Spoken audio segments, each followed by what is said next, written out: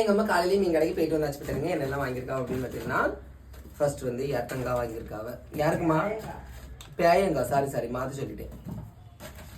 அடுத்தது பாருங்க, கம்பு கிழங்கு. என்ன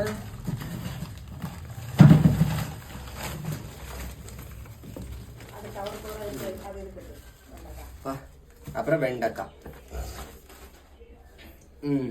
அன்னாடும் நாட்டுல வெண்டைக்காய் சுண்டக்காய் விலையேறி போகுது மார்க்கெட்டுல, விலையேறி போகுது மார்க்கெட்டுல.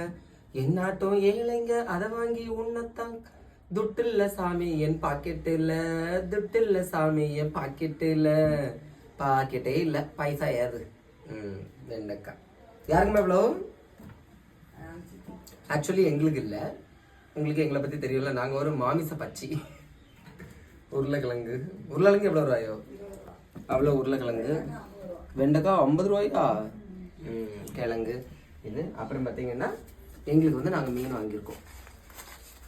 இன்னைக்கு காலையில் எங்கள் வீட்டு பக்கம் ஒருத்தவங்க கொண்டு வந்தாங்களா, அவங்கக்கிட்ட எங்கள் அம்மா காலையிலே வாங்கிட்டாங்க. எவ்வளோம்மா?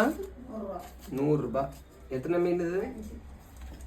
3 4 5 அயில மீன் 100 ரூபா. சரியா? உங்கள் ஊரில் எவ்வளோ ரூபாய் கிடைக்குங்கிறத மறக்காமல் கமெண்ட்டில் சொல்லுங்கள். அப்படி லைக் பண்ணுங்கள். தேங்க்யூ.